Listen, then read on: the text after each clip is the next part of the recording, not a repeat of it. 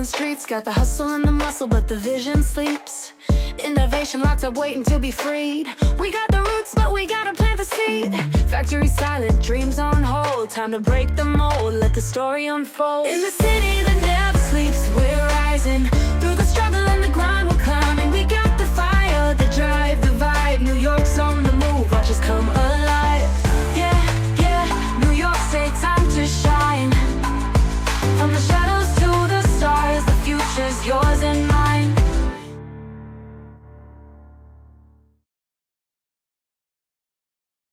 Everyone, welcome to the New York Space Business Roundtable. I am Tamara Bond-Williams, and I want to give a quick shout out to my colleague Joe Fargnoli, who hasn't been with us much. He's been absent, but we are hoping to welcome him back in November. So this roundtable was called in a jiffy. And so I really want to thank you all for being here today. It's a conversation that we're about to have is actually very timely and very necessary. So let me just set the stage. In January of this year, Governor Kathy Hochul announced an historic $1 billion climate investment as part of her State of the State address. It's the largest climate-focused allocation in New York history, and it's being described as both an urgent response to climate change, as well as a generational economic development opportunity. Some highlights of the plan: $1 billion in scope across renewable energy, clean transportation, building decarbonization, and emerging technologies. They're projecting that there will be 9,000 jobs, union jobs, because this is a union town. They're projecting investments in renewables and nuclear through solar, wind, nuclear innovation, etc. $90 million for farmland preservation and climate resilient agriculture. So our focus today is on how space-based and satellite-enabled data and services can contribute to this initiative. What are the opportunities for this industry to plug into New York's $1 billion plan? What unique value can we bring? So we're going to jump right into all of that, but before we do, I want to take a moment to acknowledge our sponsors for this, for the New York Space Business Roundtable, and they are Daruva Space, who are based, actually both of these companies, Daruva Space and TMT Law, are based out of India, and we are grateful for their longtime support of the New York Space Business Roundtable. We had Daruva and TMT Law on last May's conversation about India Rising and the move from government to commercial space in India. We also have partnerships with a number of organizations. We're very grateful for the ongoing support and collaboration with GSOA, or Global Satellite Operators Association, the U.S.-India Business Council, Empire Space here in New York, the World Teleport Association, and again, my colleagues' organization, the New York Space Alliance. We're looking forward to soon to be announcing our partnership with Nova Space.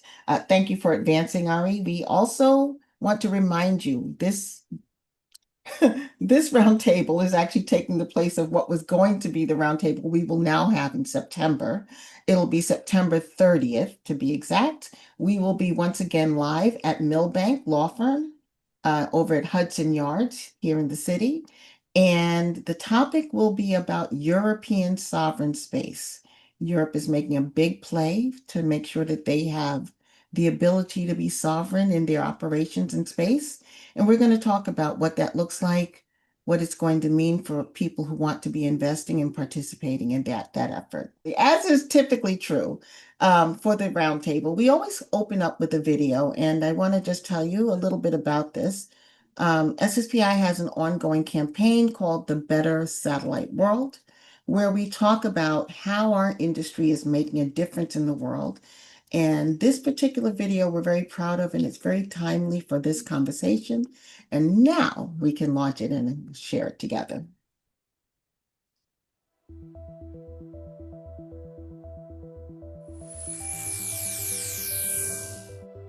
Food is life. In all its aromas and flavors, it fuels our bodies and satisfies our cravings. But there's a problem. Agriculture produces 1/4 of the world's greenhouse gas emissions, more than transportation or industry. Fertilizer and animal waste don't stay on the farm, but wash into rivers, lakes, and oceans. We need more sustainable ways to grow the food that gives us life. That's what the European Union decided to do through changes to its Common Agricultural Policy, or CAP. The CAP distributes more than 50 billion euros each year to support farmers and keep food affordable. The EU added a new goal in 2019 to make European agriculture climate neutral by 2035. That would mean replacing traditional practices with sustainable ones across hundreds of millions of hectares of farmland. How is that even possible? Each member state is responsible for its own farms, but the EU came up with a way to give them critical data on each one.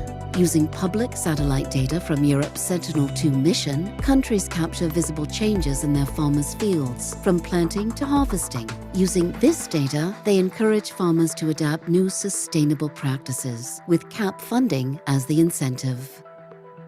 Adopting a new way of doing things is never easy, but in some parts of Europe, there was a bigger issue. Take the country of Slovenia.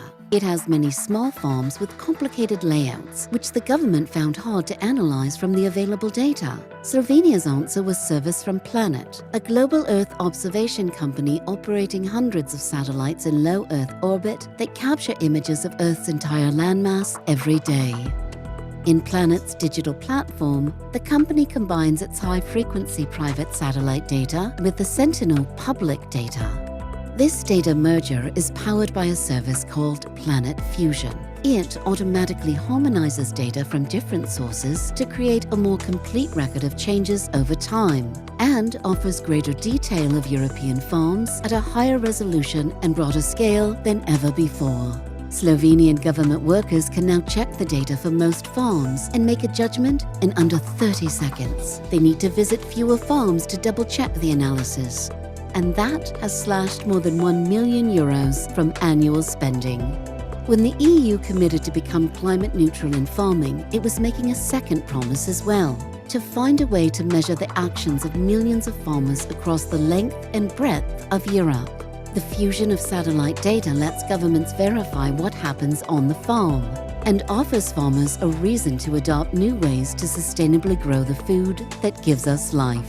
Space and satellite, the world's invisible, indispensable technologies. Brought to you by Space and Satellite Professionals International with the support of Planet. Additional support provided by Artel, Comtech, and RKF Engineering. I hope everyone enjoyed the video, and I'm going to take a moment now to introduce our panelists. I'm going to start with Vivek Mital. Vivek spearheaded today's roundtable, and I want to thank him for that.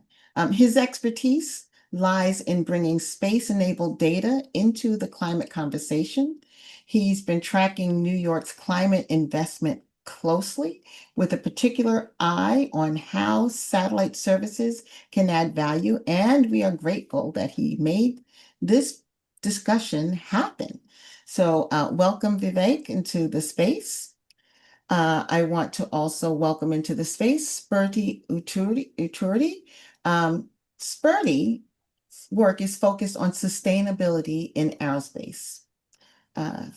From life cycle carbon accounting to supply chain transparency, she connects the dots between aerospace innovation and climate action.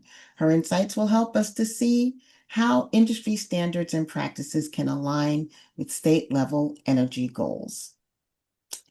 I will move on to our panelist, Stephen Smith. Stephen Smith is at the intersection of space and energy. His team develops monitoring and data services that support insurers, utilities, and governments, and he'll help us explore how those tools can be adapted to New York's renewables, nuclear, and infrastructure decarbonization plans. And hopefully soon we will have Darius Sankey joining us from the world of finance and investment, looking at how public funds can leverage private capital and what makes a project investable at scale. So I hope he's able to join us. But in the meantime, welcome to our panelists. Thank you. Thank you. Thank you very much. Pleasure to be here. I'm very happy to have you all. And I'm gonna open up this conversation with kind of a big, broad question so that you can all step into it. And since I did not name companies because I was not savvy enough to have written names right where they belonged, I'm going to ask you all, just as we answer the question, to name your company for us. Tell us a little bit about what your company does, and then answer this question. So New York has made this big announcement, and what I'm curious about is whether your organization is now or is planning to be engaged with any aspect of the New York 1 billion plan. So I'll jump right over to Vivek, Vivek, get that right, to jump into that question. Yeah, no, Tamara, thanks for organizing and arranging this, and for the generous introduction. A bit about myself: background in physics and finance, and worked in Wall Street for about 15 years in risk management systems, pricing, valuation, and mission critical systems, and what we call big data now. And started a space company. So to answer your question, the mission statement of the company, even though originally, just like Ursa, we wanted to, fly radar satellites, but I needed about $85 million like a few years ago. And, anyway, so the mission statement now of our company is food, energy, and national security, and all enabled through satellite data and AI, where satellite data you may consider as this fuel, right? And then you also need to have other data sets, surface data sets, operational data sets, as the case may be for the particular use cases. And so the buzzy words would be, data fusion, sensor fusion, data from air, space, and ground. Basically, you're building up a sensing grid to monitor and characterize the environment on the Earth, and which is impacted by humans or natural processes, right? So A, you're monitoring, and B, you're also modeling by ingesting this information into a series of models, which could be science, process-driven, or data-driven for forecasting. So basically the idea is you got the observation data, observation network. How do you use it in a clever manner to deploy solutions for the businesses and the different use cases? And all of them are very similar themes. But anyway, so that's the sort of the intro response. Over to you. Thank you. Spurti. Thank you, Tamara. So let me introduce about my company, as you already introduced about me. So we are a nonprofit consultancy based in New York, and our focus is helping players like airports, ports, data centers, and energy projects to reduce the carbon in practical ways by making sure that we use the tools like satellite analytics and energy management platforms and project design. And then we make sure that they move from pilots into real world deployment. So what excites me today right now is New York's $1 billion clean energy push. So we see this as a huge opportunity, not just that it funds projects, but also to convert those dollars into visible, high impact demonstrations.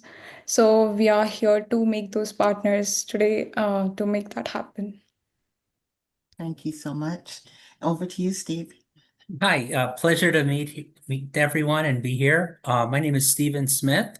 I'm from Ursa Space. My personal background is, I guess I have almost 30 years experience in the satellite and AI industry.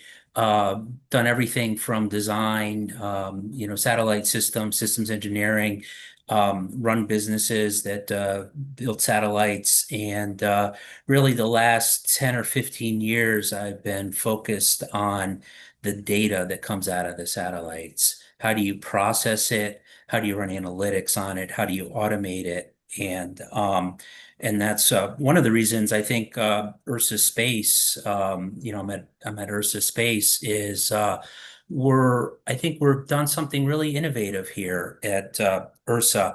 And I'm going to talk a little bit about, I'll call it tradecraft, but it's kind of the techniques Right now, if you look at the commercial satellite industry, it's exploding with all these sensors. And then you have other value-added sensors, you think of data you get from social media or cell phones or ad tech or all these other types of data sources that you may have. How do you efficiently take all this data and harmonize it, pull it together, and fuse it to solve a problem, right? And that's exactly what we're doing at Ursa Space. And not just doing it, but automating the processes. So we've kind of inverted the problem. If you talk about space and remote sensing, the old school way of doing it is you have a satellite, it collects data, you get a picture, you look at the picture and you get information out of it. Well, we've inverted it a little bit. And so where we can just type a problem into the computer, it figures out what data sets you have and then what you need to acquire. It surveys those, it gives you a preliminary answer, and then it goes out and it tasks and gathers the other data that you need from a network of satellites that we've developed, pulls it all together, exploits it, runs AI, various algorithms and analytics that we have, and it gives you the answer, right? And so that's kind of the tradecraft that we're working on, and actually we have.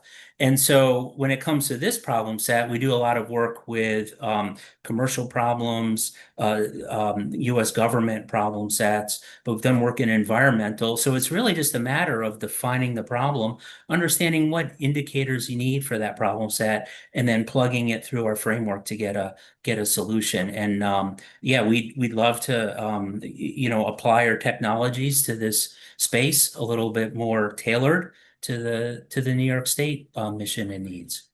Yeah. Okay. Well, thank you all for that, for grounding us a little bit in what you do.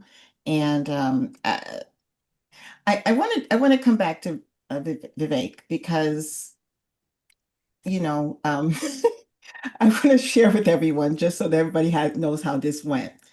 Tamara, this is big. Shouldn't we do something? Yes, we should. When do you want to do it? I'll figure it out. Tamara, are you sure? This is really big. Okay, we're going to do it. Vivek, from your vantage point, where can space-based and satellite-enabled data deliver unique value specific to New York, and why were you so excited? Talk to us. Thanks again for taking the initiative here. I mean, for me, it was just an idea. I mean, this news is just blasting through, and I couldn't believe the quantum of funding that has been, being dedicated for these very specific tasks. And given that I'm personally involved and with our peers, I mean, it was just some natural excitement, and just makes a lot of sense. But to justify this meeting today, let me structure my thoughts and say the following. Okay, so if you take a step back and look at the energy domain, whether it's New York or pan country, right? There are a couple of major forces that are under play. Okay, we are staring at the start of an electricity super cycle, right? I mean, this thing like a volcano like had been lying dormant for the last 20, 30 years, and suddenly on account of AI, data centers, Bitcoin, what have you, we know that the demand has simply exploded. Okay, so this sector is active, it's moving, it's surging. Okay, the next is on the supply side, we have, crudely speaking, two types. Okay, you have conventional or what people call renewables, right? And the non-conventionals. Okay, the non-conventionals are the solar. You got your wind. I don't know how you would define. You also have geothermal, and then you have the conventionals. The oil and gas and the mining. Okay, and then you have the unique. Then you have the nuclear. Now, one way or the other, all of these supply side, these production units can be linked and mapped with satellite data in terms of A, monitoring them, okay, the production, and B, forecasting the impact of weather and climate. So weather and climate are impacting your energy infrastructure on the production side, also on the midstream side, and in turn, the production centers, like for example, storms, floods, quakes, in geek speaks, hydromet and geohazards are impacting the nuclear. And this could be a whole different, and we should have another round of table just on the nuclear. Okay. There's another $1 billion sitting in nuclear, $3 billion announcement for hydropower between Google and Brooksfield Asset Management, right? And so New York being like this top 4 hydropower centers, aiming to become like a top nuclear power, right? Strong emphasis on solar and wind on account of trying to meet the climate goals, right? So again, to reemphasize 2 factors, demand signal is through the roof. These renewables are a strong function of your climate, right? So you need to become buzzwords here are reliability and resilience. So because they're intermittent, you need to make them resilient. And therefore, if you look at the wind, I mean, Ursa can do it. Use radar. Use SAR. Pick up the wind data. Pick up the oceanic disturbances. For the solar, can you use satellite data, ground surface data? Let's call them models. Let's not call them AI, physics, whatever. Mathematical techniques, okay, to forecast solar like radiation. For the nuclear, like I mentioned, can you do hydromet and geohazard modeling? I mean, we can just really geek out and talk about how space data, space weather, space imaging, surface sensing, ground sensing, AI is all coming together to improve operational monitoring and forecasting. Hydropower. I mean, New York State is a giant. So can you improve hydro forecasting? Stream modeling. Can you do dam monitoring? So that's radar interferometry. And I'm sure Ursa can handle a lot of the stuff with radar, optical thermal IR. Again, I saw some videos, snippets on agriculture. Food and energy are basically joined at the hip. And there's an entire subsegment of the energy industry. I mean, the agriculture energy biofuels, which is coming up, which is not food for pigs, hogs, and humans. I mean, that's for machines. Sustainable aviation fuel. This is going to power the airlines, the jets, the maritime. So you can call this entire exercise and energy, and you can isolate those fundamental climate variables like soil moisture, land surface temperature, climatic variables, which are amenable to satellite data. Or the strongest statement is there is no other way than to use the satellite data to do the mass mapping at an affordable cost such that it feeds into the data gaps, the modeling gaps, and plugs into operations. To summarize, there are gaps in data, there are gaps in analysis, and there are gaps in operations. Like some researchers building like the world's greatest hydraulic hydromet model. Okay, but is that integrated and embedded in the operational platform of the utility and helping them plan and finally allowing the customers to have a reduced, rate plan, right? So the whole end-to-end systems modeling enabled through satellite, air, and surface, sensing and modeling is the need of the hour. And I really think, I mean, we have the capacity, tools, and the brains and the money. I mean, this is New York. I mean, this is money, right? To deploy this and solve these problems. Yeah. Okay, that was a lot. And there were so many threads I want to pick up on, but I want to pull Spurti into the conversation. Okay, so Spurti, you were nodding to a lot of what Vivek was saying, so I want to give you a chance to just react, first of all. But I also want to ask, I just want to get some clarity because you mentioned that you're a nonprofit organization, and I don't know how I didn't know this, but I didn't. I actually had invited your colleagues originally because he was talking to me about, specifically, he was talking about green fuel for rockets, and I was like, what? Is that really a thing? And I was fascinated, and I was like, well, but does that play, right? Where are the plays? How does the space and satellite industry show up in a climate environment willing to be green itself, right? And then, whatever else you want to react to with all that Vivek just offered us. Yeah, thank you so much, Tamara. And it was a great insight what Vivek had given. And I absolutely agree on the information that he mentioned about data.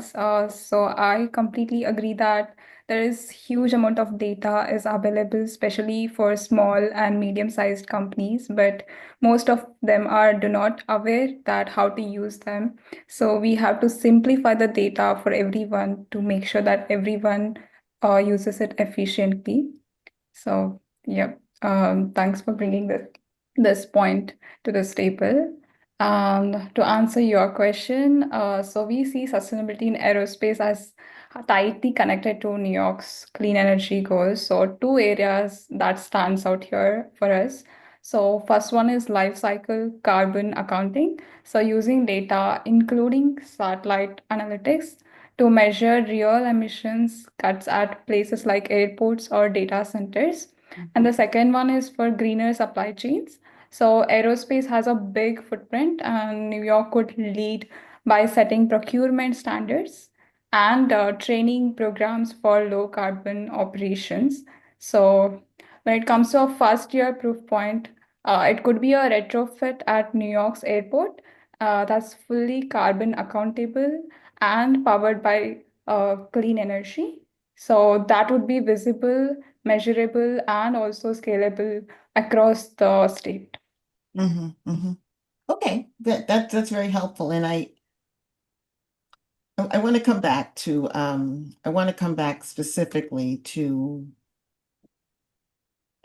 something that Vivek called out, and it hit me, right? So many of the new technologies that are making waves, including cryptocurrencies and blockchain and AI, and Stephen, you were talking about AI, are energy intensive, right? So how does a company like Ursa that's stepping into, that says, okay, what you said to us was instead of gathering all the data and then figuring out what to do with it, you're figuring out what the question is and then finding the data using satellites, right? That's what I heard you say.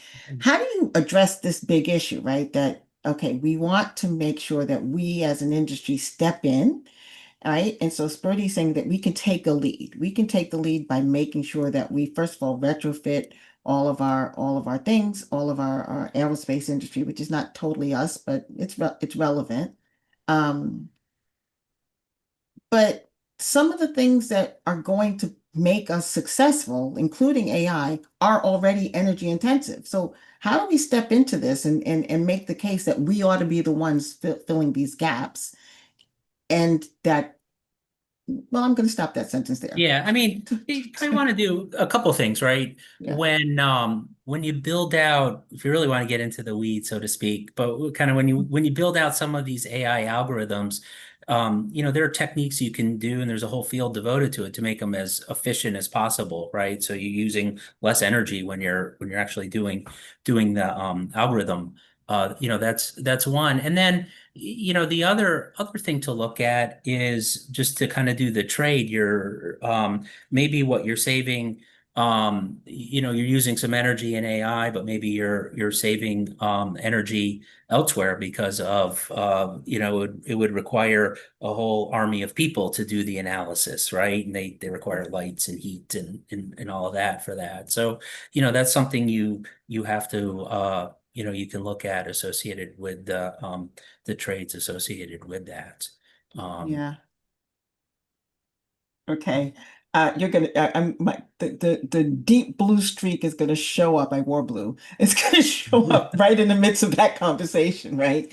Because I think to myself, okay, but New York is saying that they think they can get 9,000 union jobs out of this initiative. Right. And you just said, well, you can have savings if you don't have so many people doing stuff. I'm like, right. Well, So where do we get the jobs? And is satellite bringing jobs to this conversation? yeah, I mean the jobs may be in constructing new energy technologies, right? I think the job is going to shift. What I was talking about is the inefficient of just having people looking at eyeballs on imagery, right, all Okay. day long, which is maybe not the most efficient, not the most exciting use of time. And so I would look for jobs to occur is we build out these technologies in the development of these and pulling this together, and that you're actually making it the one thing we're focused on at Ursa, and we've gotten a lot of feedback from the US government on, is right now to task and get data, process it, exploit it from a satellite, requires an army of PhDs, right? And they just don't have, it's not a matter they don't have the skill set, they don't have enough of the skill set to scale it, right? So Yeah. we're trying to democratize it so the non-expert can start to use the results, use it more efficiently, and go from there is really what we're focused on. Yeah. Spurti, when you think about stepping in and creating partnerships to step into this universe, where are the opportunities? Who are you talking to in terms of thinking about, particularly, I mean, there's a lot of people in green space, but particularly when we think about space and satellite, how do we step in and where do we make the right partnerships to make it work? Well, that's a good question. I think it's a huge area. You can get so many partners in different areas. When it comes to aviation or aerospace, it can be a regional aviation, and it can be airports. Because it's not only for the flying, but also the ground staff for the airports Mhm. and the supply chain. And there are many things, even mapping the airports and where exactly the emissions are happening. You can do this by using satellites, or even there are ground sensors which can detect the CO2 emissions. So, so it could be there's a huge uh, you know sectors in this to find the partnerships. I think it could be the regional aviations and the airports. Okay. I want to come back to you, Vivek. Something else that you said that I chuckled about because I'm from Brooklyn, and so I forget, right? New York is huge. It's a massive landmass. It's a lot of state in New York State. Um, and there are a lot of satellite companies here in the state, right? So where are you seeing companies stepping forward? Are you involved with any companies that are stepping forward to engage this $1 billion initiative? And what's the number one thing that you're hoping to see our industry engage? Is it nuclear? Is it agriculture? All of the above? What? Yeah, no, great question, right? I mean, I'm see the space. If you draw a Venn diagram, right, we're operating at the intersection of three industries. You have space, which is upstream, midstream, downstream. I mean, the people building rockets and satellites, and then their applications and data providers, right? And then you have the energy industry, which is again has its own upstream, midstream, and downstream. Like a gas production, exploration, transportation, and then the refining folks. That's just one example, right? And then you got the finance folks, right? So my own personality is to like operate at the intersection because I've worked in these three industries now. I was a financial quant, and then so the idea is to convert and translate these different skill sets from different industries, and then to solve a problem for the energy and the food security sector. I'm not sure. Of course, I know Ursa. I'm not sure if there are too many people really going deep into the climate. I mean, there's Jupiter. I mean, there are a few that I know, but solving one problem is a monumental undertaking. Just solving, say, for Hmm. wildfire. I mean, Hmm. these are trivial problems.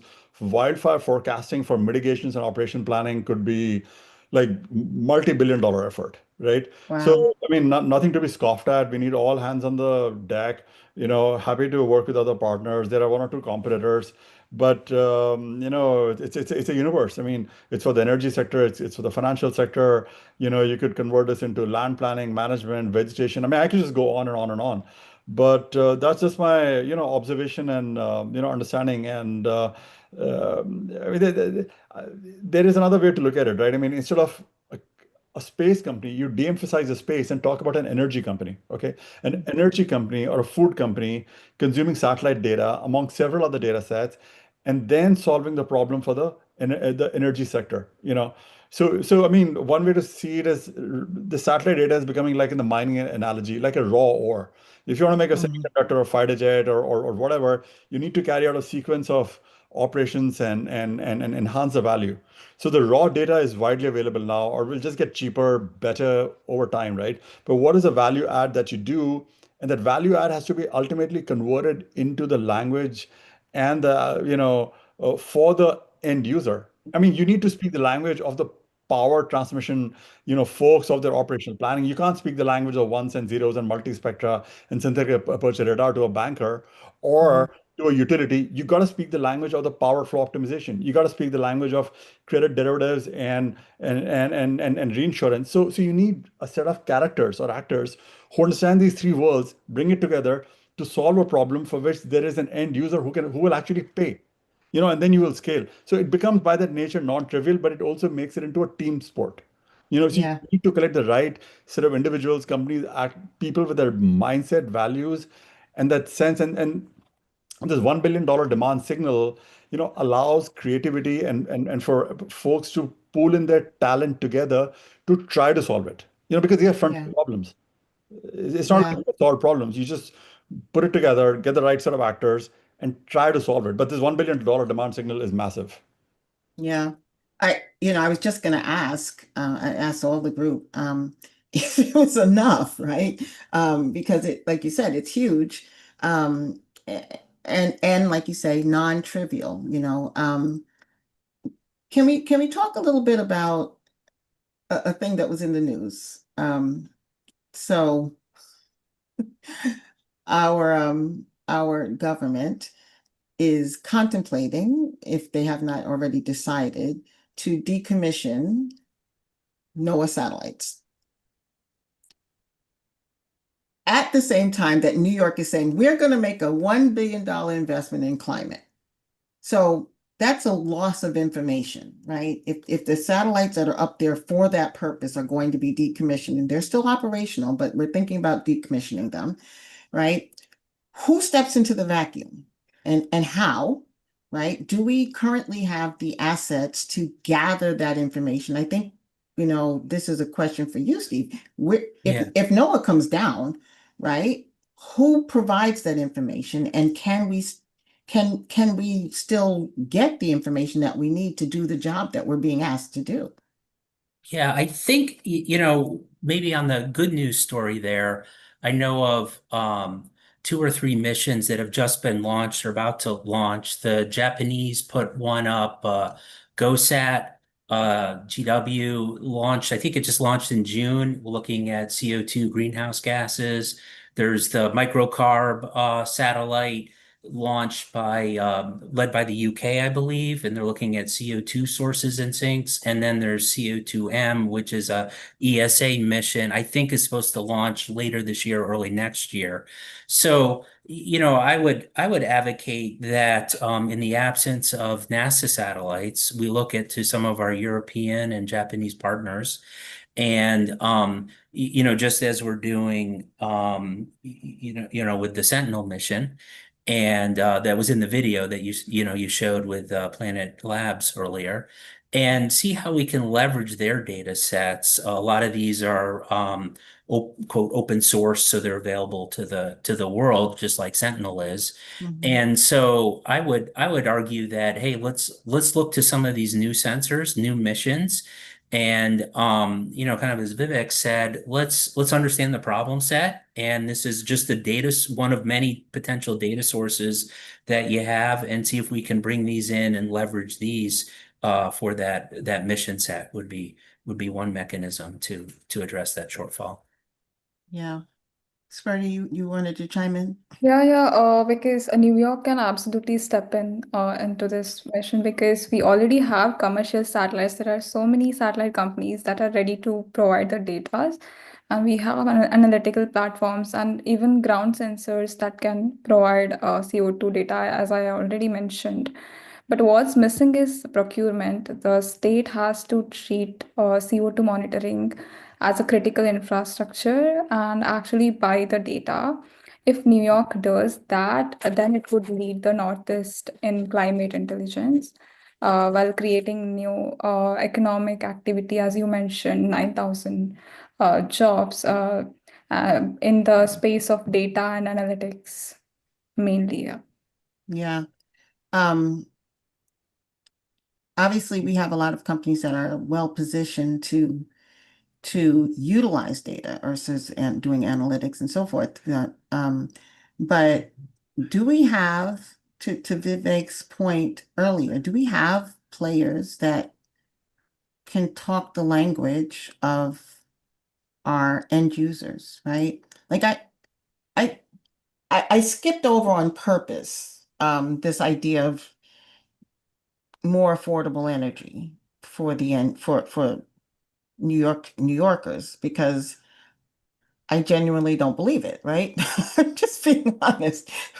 We've seen our energy bills go straight through the roof, and it's just been horrendous.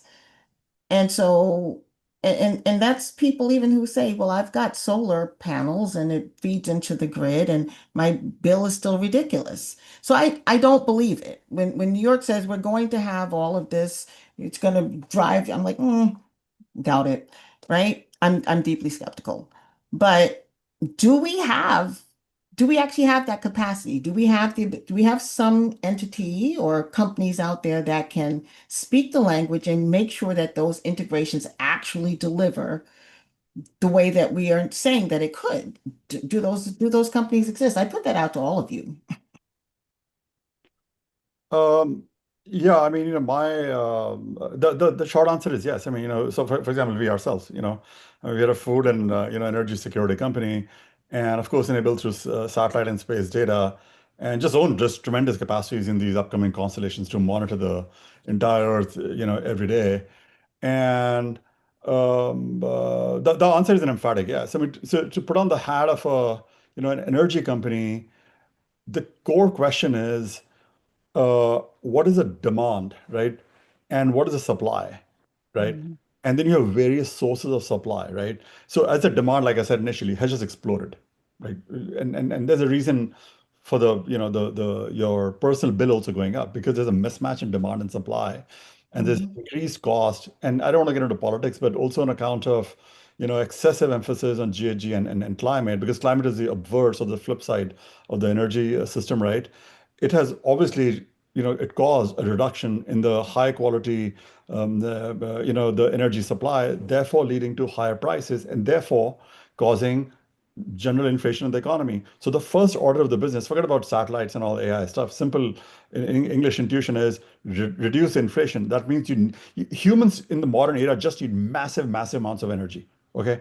So, Mhm. so we do have the capacity, the skill set, the know-how, and most importantly, the money in New York State to solve it. It's just a matter of like solving a puzzle. Here's a satellite guy, here's the AI guy, here's the energy dude, here's a finance guy. Just solve the problem, man. I mean, that's it. I mean, We're just that easy, Vivek. well, I mean, I'm just talking at a macro level. I mean, this is not like these problems are very well understood in silos. You just Yeah. Mhm. put these people, Yeah, and so this $1 billion demand signal is just a start. Like a nuclear plant, like ultra mega big nuclear plants. I mean, they could cost anywhere from 20 to $30 billion. Just the yeah, environmental siting, cost could be between $200 to $500 million. Now, just imagine the ginormous amount of satellite, airborne, and surface sensing that is required, right? yeah, So if you have the demand signal, you will have players to solve the problem. yeah. Well, I mean, right, we've agreed that we actually do have the demand signals. It's a pretty loud one. Um, can we talk about nuclear for a little while? Just in terms of supply. Is nuclear going to be that supply, and are we as an industry able to help provide some assurance? Because I know that there's a high level of anxiety, at least public anxiety, around the safety of nuclear. And I read in the report that they want to, put 9 Mile, and I'm like, 9 Mile was a disaster a lot of years ago. So are we well positioned to say, hey, we now have mature technologies to secure nuclear and put nuclear into play, right? Are we there? I mean, I can answer or Steve or I mean. Go ahead. Yeah, I mean, I'll follow up. Yeah, it just so happens. I mean, we being like really nerdy about energy stuff, actually know a thing or two about nuclear. And look, I mean, there are two offshoots in nuclear, fission and fusion. Okay, the fusion is you collide the nuclei and there's no radioactive emission, so that's super safe. But that's going to be like a decade or two ahead. I mean, that's another long, big discussion. And there could be some satellite users there, but the more important, practical, and of immediate use for New York State is the fission. Okay. Mhm. So there are two aspects to it, right? the impact of the hydromet, basically floods and cyclones, storms and wildfires, at the nuclear plant site level. And the second is radioactivity contamination, okay? Or in simple English, impact of radioactivity and contamination on air, land, and water, right? So satellite data of different types of active, passive, thermal IR, so on and so forth, can monitor the environment, the impact, carry out the geohazard assessment, the hydromet assessment. And right now, one of our partner companies is arguably the world's greatest space weather company, and they were with us in the NASA cohort. They're using space weather for geological or quake hazard monitoring, and they were deployed at the Diablo, nuclear plant. And we're putting a concept paper, for the New York for the New York State for the same. Okay, so these techniques can be deployed to help assess the risk at the nuclear plant level. Okay, the number two, the fear regarding the radioactive emission is valid, but the probability of that is extremely low. So next generation fourth breeder reactors are super safe. Contamination probability is very low, and uh, we just need like super high quality, power at super cheap rates to just power this post-industrial revolution that is upon us, right? So nuclear will play a super critical role going forward, whether you like it or not. So the key thing is, how do you manage radioactivity and waste management? That's all about satellites. You throw it underground, and radar, INSAR, interferometry will play an important role. You can pick up secondary signatures of radioactivity through hyperspectral, through thermal IR. You can also, bit of a secret sauce, but it's fine. Okay. You can also do operational planning and monitoring of the nuclear plants through satellite data.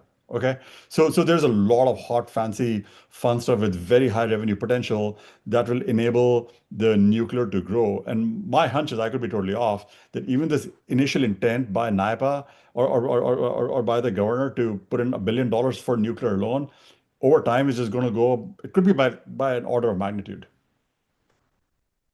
So in a sense, all the satellite data and AI will be a massive force multiplier for several use cases within the nuclear domain, Mhm. or I should say nuclear and finance. Yeah. Okay. Stephen, you were going to follow up, and then I want to Yeah, hear no, from I Spurti. agree.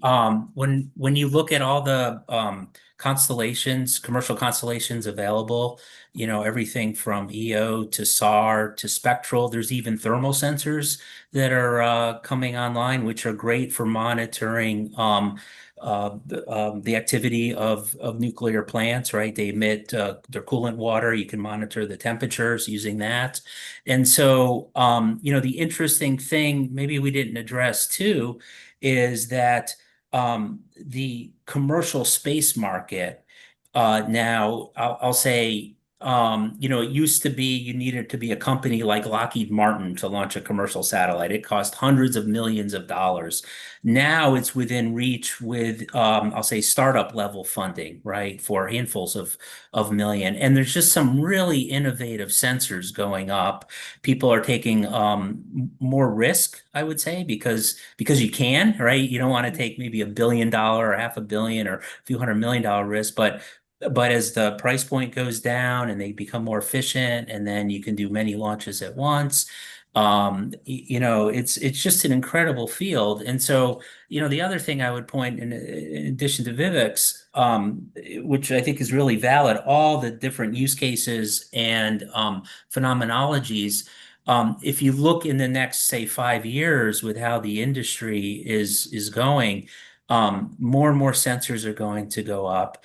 If there's a business case for a specialized sensor to do a specialized monitoring, it will occur. I'm convinced of it, right? As you go forward for, say, nuclear or a use case like that. So I think we just need to think about too the market dynamics and how quickly space is evolving compared to, say, 20 years ago, when it was a lot slower. Yeah. Spurti, let me just bring you into this piece here where we're talking about markets and demand. And first of all, did you have anything to react to in all of what we just discussed? And secondly, when we think about markets, and profit driven, obviously that is an accelerator of change, right? Whenever there's some sort of actual market demand, things happen very quickly because there's an incentive. I have a concern that we keep our eye on the ball of the actual end, which is to say, that our means match our ends. We want to achieve effective climate outcomes, and if we don't have our incentives aligned appropriately, we might get perverse outcomes. So how are you thinking about that? And as a nonprofit organization, how are you thinking about this big push and the way that different commercial players are stepping into it? Okay, well, I completely agree with whatever both Vivek and Steve has mentioned. Mhm. So when it comes to as a nonprofit, for me, until I feel the for us so far we have mainly worked in the globe, other countries other than the US, as we found that the greener market is more in the other parts of the countries compared to US, because the policies are more advanced over here. But when it comes to sorry, you just mentioned who are. Can you repeat your question? Sure. I was just asking about the incentives, right? Yeah. We're having this dramatic change. We've got this big $1 billion investment push. And we've got lots of commercial players that want to step into this space in a meaningful way. And I'm concerned about how we make sure that we keep our eye on the ball, because there sometimes are perverse incentives, and so we're driving towards a goal that's not necessarily the goal that we actually set for ourselves. And so how do we keep our eye on that? How do we make sure that the technologies that we're deploying are actually meeting the goal of actual climate effectiveness? So yeah, the ambition is absolutely right. The $1 billion is a strong signal. But where the plan could go further is in explicitly naming space and aerospace as part of the solution. So the state's energy and building programs need monitoring and verifications and accountability. Mhm. So that's what exactly satellites and the life cycle carbon accounting provides. So I would say the door is open, but we still need clearer pathways for space-based and aerospace solutions to walk through. Yeah, you said a whole word there. Yeah, right. Because that piece, thank you. I couldn't come up with it, but you just said it.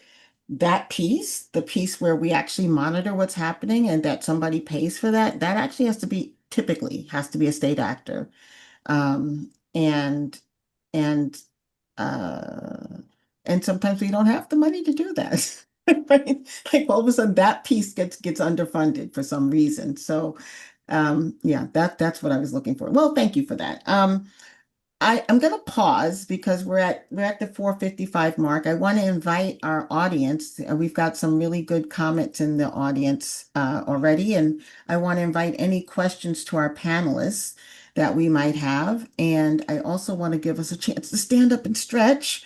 So I made a plan so that we could take a little 2 minutes. We're not going to be gone long, just 2 minutes to take a stretch. And Ari's going to launch us some happy music to stretch to, and then we'll be back. New York, stand up from the depths to the people we rise. Buffalo blocks to Brooklyn streets, got the hustle and the muscle, but the vision sleeps. Innovation locked up waiting to be freed. We got the roots, but we gotta plant the seed. Factory silent, dreams on hold, time to break the mold, let the story unfold. In the city that never sleeps, we're rising. Through the struggle and the grind, we're climbing. We got the fire, the drive, the vibe. New York's on the move, watch us come alive. From Ithaca's hills where thinkers roam, Ursa's in the sky, guiding us home. Scattered sparks across the state, time to unify, no time to wait. Lost in the shuffle, but our beat is strong. We're writing the anthem where we belong. In the city that never sleeps, we're rising. Through the struggle and the grind, we're climbing. We got the fire, the drive, the vibe. New York's on the move, watch us come alive. Others shooting for the moon, we aim higher. From the Empire State, we're stoking the fire. Policies missing, but we pave our way. From Albany's heart to the NYC, babe. Gather the visionaries, makers the brave, riding this wave, future to pave. No more sidelines, we're in the game. New York rising, remember the name. Our voices loud, echo through the streets, breaking down barriers, feel the beats. In the city that never sleeps, we're rising. Through the struggle and the grind, we're climbing. We got the fire, the drive, the vibe. New York's on the move, watch us come alive. Yeah, New York State, it's our time to shine. From the shadows to the stars, the future's yours and mine.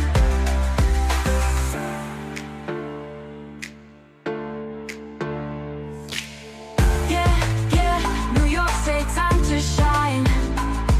From the shadows to the stars, the future's yours and mine.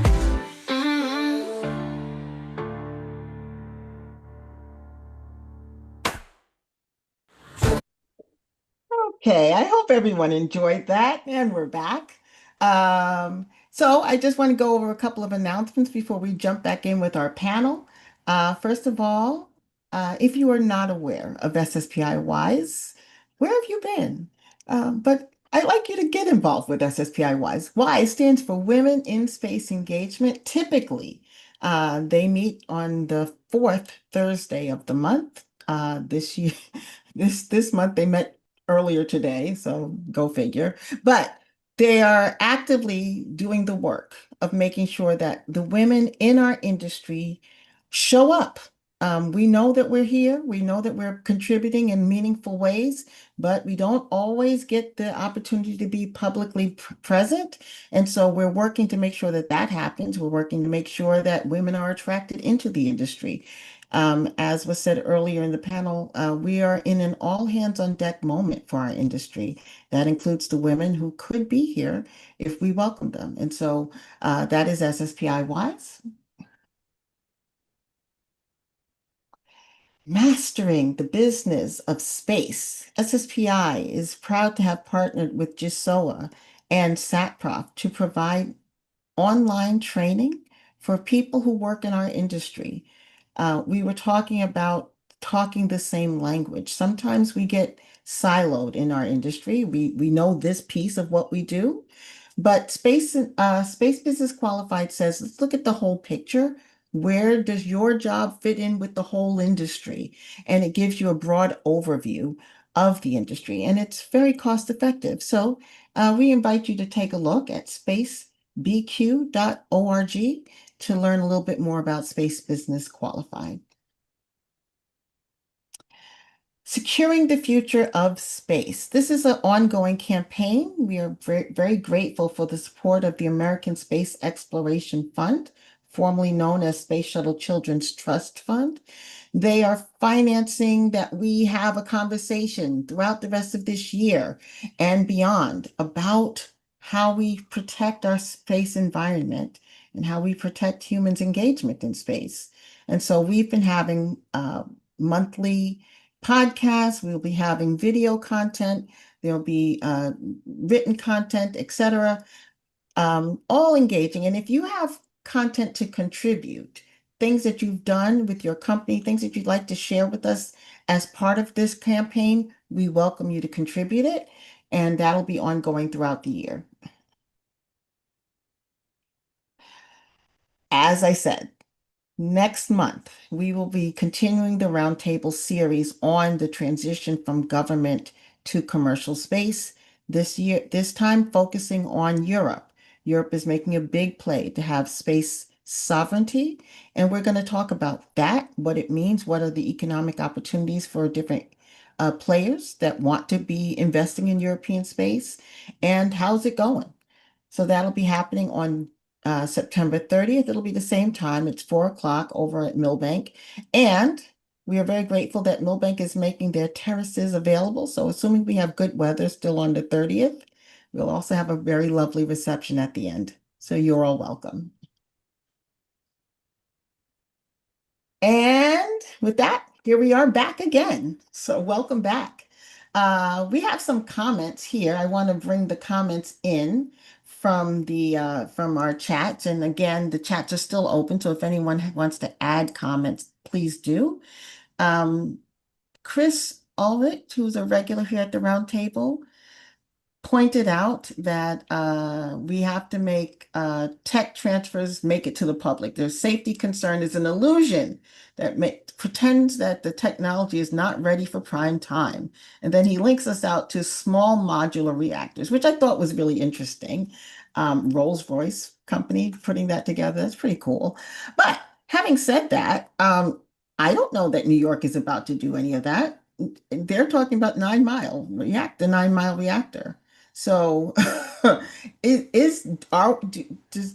first of all, am I right? Are there an opportunity for us to think about building new reactors in New York, or are the older reactors able to be fit forward to be effective? And can our industry support neither way? Questions out to the panel. Yeah, I mean, I believe so. I mean, I'm just echoing the announcements and and offering nothing new here. The energy demand is just massive. So there's a huge supply demand gap. So we need all hands on the deck. I mean, it's not good to qualify it with, this is good, this is bad, or just everything is needed. We need more solar, we need more wind, we need more nuclear, we need more oil and gas, and we need it now. I mean, otherwise your bill is going to keep going up. And so, I mean, and then the safety concerns, I think, from I think they'll be adequately taken care of. I mean, there's this big, investments that have been promised to a great extent will ensure the minimization of the environmental impact. So that's just my, 2 cents. And of course, satellite data in that sense is a compliance and a monitoring tool, a very expensive tool, but a necessary tool, and it'll play a very important, indispensable role. So. Yeah, I want to call in Bobby's comment. Bobby says here, visual temp radiation detectors is a strong market for new sensors for energy and environmental business opportunities. Where are those opportunities? Who are the players? Ursa, are you guys playing in that space?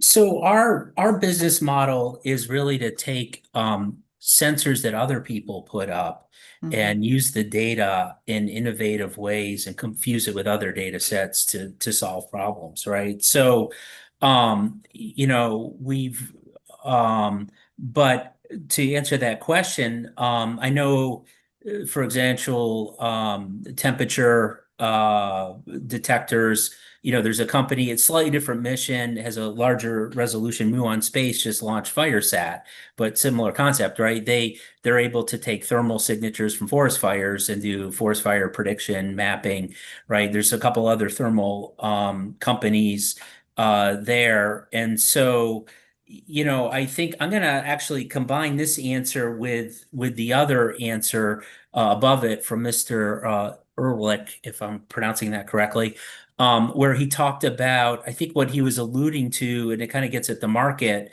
A lot of the commercial startups are dependent on US government data buys in order to make their business cases viable. And it has been a big issue for a lot of companies, EO and maybe a SAR to some degree. If the support from the US government were to drop away, a lot of these companies' business cases don't necessarily close all the time. And so, as I'm going to talk both ends of the sword here but understanding that as you put these new sensors up, you really need to have a strong business case and understand that. And is New York, if I'm a startup, right, in some of these sensors going up, just really need the business case might require more than New York State data buys, right, in order to make it a viable business. I don't know necessarily, but it's something you'd have to look at really hard as you put up new satellite sensors, at least. If you're just going to focus on a New York mission, right, it could be part of the business case, but they'd have to go a little bit broader, I would imagine, associated with this. That's my gut. Yeah. Yeah. I think we haven't talked enough about agriculture. And I do want to bring that in because a lot of New York is agricultural. I think we don't always realize that, but that's really, really true. Uh, uh, excuse me. I don't always realize that because I'm from New York City. Yeah. But lots of people, other places in the state are very aware that, they go to things like state fairs and show off their sheep. And I'm like, okay, I didn't know that was a thing that happened in my state, but it is, right? And so one of the big things that the state wants to do is make sure that we have sustainable agriculture and that we are also monitoring effectively the impact of climate on our agricultural systems here in the state. And this is a big deal, right? And Vivek, I know that you're doing work in that space. Do we have enough resources to do it? Is this $1 billion play enough even? Because this is like critical to state economy, actually. 1 billion in agriculture is unheard of. I mean, Actually, they only offered 90 million, actually, if I remember the numbers. They've allocated 90 million out of that 1 billion to specifically agriculture, is what I that's a remember. lot. I mean, That's a lot. Okay. that's a lot. That's a lot. It doesn't matter, right? I mean, it basically means that somebody is serious about addressing these problems. Okay. Yeah. So, and that's just again a signal. And then, if there's a real business value, then the private players can come in and pitch in with, their deep pockets. So the key is to, solve a problem for which there's an end user and you can scale. And if the government is even giving you a little bit of a nudge, fantastic. I mean, we have a long history with agriculture. The company was basically started with the view of, to solve, food production and maritime domain awareness using radar data, in our early infantile days, right? So yeah, I mean, I can definitely pine and expand upon agriculture if you want, and indicate how this deeply overlaps with, this energy infrastructure, and you can just have a sort of a momentum going with either or. I mean, with the energy or the agriculture, and then very quickly, customize it for other industrial sectors. Yeah. Spurti, anything to add to that before I ask you a totally different question? Yeah, I mean, I'm not really sure about the agriculture, how about how it is done in New York, but overall, what I know is that yeah, you can detect the methane emission by through satellite, where it detects the plumes wherever the CH4 or CO2 is emitting. Especially in case of agriculture, methane is the major emission that happens, so that can be detected and uh, resolved. Yeah. Let me just ask you a question. Here at the New York Space Business Roundtable and in collaboration with other New York entities, especially Empire Space, we've been loudly championing the growth of the space and satellite industry in the state. And like once a year, we typically have a roundtable that's either gives a platform to Empire Space to say, hey, here's how we're doing, or we even have a roundtable that's dedicated to it. We started this series in New York. And one aspect that's just not part of what New York is we don't have a launch economy like at all. But it seems like we ought to, and especially if we want to take some sort of leadership in space, and particularly because New York is making this massive investment that actually I think, and just from everything that you all have said in this room, I think that space and satellite technologies are critical infrastructure to the effort. So when you think about New York State, or when you think about any region that's trying to build out an effective ecosystem to support climate, how do you think about space and satellite, and who are the right players, and how do you get that going? What have been your insights? Because I know you mainly are working in Europe.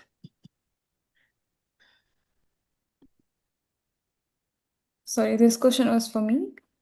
Yeah. Okay. Sorry about that. Sorry, thank you very much. So when it comes to the satellites and the aviation or whatever, when it comes to satellite, it is the major player in any industry that you take today because AI is growing, data centers are growing. energy consumption is growing.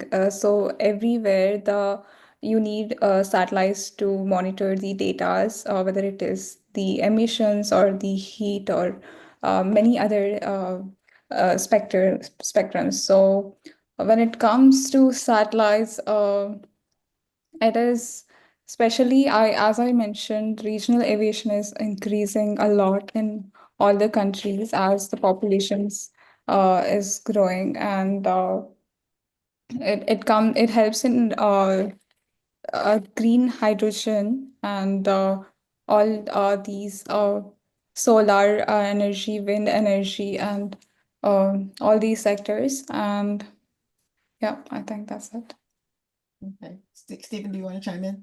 Yeah, I mean, you mentioned launch. I guess I would focus the industry more on there's already people in upstate New York. L3 Harris, for example, has tremendous satellite manufacturing Mhm. capability, just state of the art, best in the business, right? And so I would almost, if New York State, focus a little bit more on take some capability we have and grow from it. I think that would be easier, more efficient, and give us even more competitive advantage, focusing on satellite manufacturing and data and analytics, right? Those two areas. There's some tremendous capability in New York State on that. I think launch would be it would be starting from not a whole lot of capability, and I wonder if our location is optimal for that, or might be suboptimal for launches. So that's just Sure. my opinion. Yeah. Um, it comes to mind because we actually had a young man who was one of our 20 under 35 actually trying to build a launch company in Long Island. And I was like, Excellent. Okay. wow. Okay.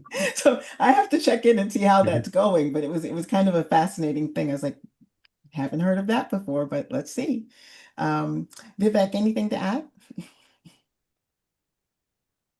I mean, I mean, the theme again is, the indispensable nature of satellite data and AI to solve these energy and food security problems, and which are vital and critical. And then again, the end customer being not just the government, but also the private sector, right? So there's a whole Mhm. slew of actors, insurance, reinsurance, the whole financial sector, which is, would be a ready consumer of this data. And I mean, we ourselves tried for a while to figure out a business plan for agriculture for New York State, and Yeah. so a lot of learnings, if not suffering, of the past. And so then we said, okay, let's just focus on the Midwest, and Kansas and India. I mean, in agriculture. So we can Yeah. have a separate deep dive on just agriculture alone. But if there's a real movement on agriculture, we're ready to go, ready to serve. Yeah. And, yeah, so super, super excited about this. Yeah, I have to say, the New York Space Business Roundtable exists largely to keep driving the conversation to the financial sector and making sure, as we were talking about earlier, that the players hear from each other, right? That we're not siloed, that we understand how we can be of support to one another. But it's awfully hard. It's awfully hard to get everybody in the room, and to get people to know um, that they should be in the room. And so I think I'll end with that question to all of you. How do we, as we were talking about before, how do we talk in the language that translates to all the players that have to be here in order for this 1 billion to be effectively deployed and to make sure that we're part of the conversation in the way that we ought to be? How do we talk about this? mean, I think we just need to engage with what you would call the players or the users. We Mhm. have I mean, we've used this model at Ursa Space, right? We sit down, we have the people building, designing the system sit down with the users of the system, and they do speak different languages, right? And it's a Mhm. completely different skill set. However, we're able to transcend that and understand, what they're trying to do, and just kind of work through and a little bit of kind of reverse engineering or decomposition, but you understand if it's agriculture, okay, you're what are you kind of list out what are the problem sets, and then you kind of look at that and you decompose that to what are the indicators of the problem sets. And once you have the indicators, you kind of know what data sets feed into that, what phenomenologies, is it satellite, is it a sensor on the ground, and you can kind of go that way. But I think we talked about it before, but it's really just getting the conversation because in every industry, the people building the sensors, the satellites, they often are, but they're often not super experts in the use case. So we just have to pull those in. And the interesting thing, what I find fascinating, like you talk about the agricultural mission, there's so many sensors up there that we found you build for one use case, and then once you get some smart people about another use case, oh, I could use this band or this sensor or these two data sets together to solve this other use case. So I think it's just sitting everyone down and trying to educate it and really articulating what the problems we're trying to solve are. And I think we'll be able to come and with some really innovative solutions. Yeah. Is New York's plan ideal? Like, we're excited about the scope. Was 1 billion, that's a big deal. But is it structured so that we can step in and effectively, or what would you recommend the state do better? I mean, I personally would like more information on their acquisition plan. Maybe it's out there, but I haven't seen it. Exactly how are they going to acquire the capability? And details on that. Yeah. That would be my first piece of feedback. Vivek? Yeah, I mean, to that,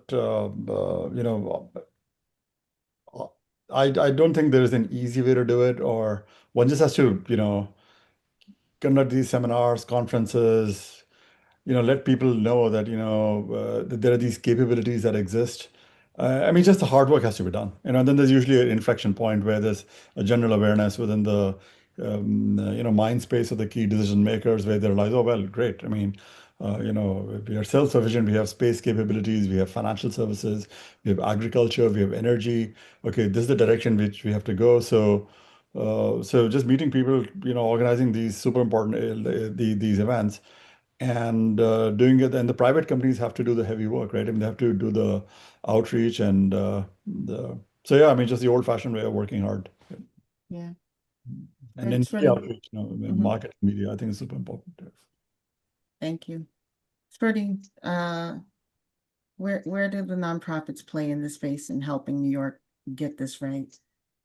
As Vivek and Steve mentioned, we have to reach out to more people, especially we have to reach out to each categories and then each category's main players, and then make sure that we have to create the awareness of this thing exists, that a lot of people I think might not be knowing that this $1 billion initiative exists. So we have to make sure it reaches to everyone, and then make sure that all the important players with from the energy, from the AI or data centers, everyone comes together and solve the plan.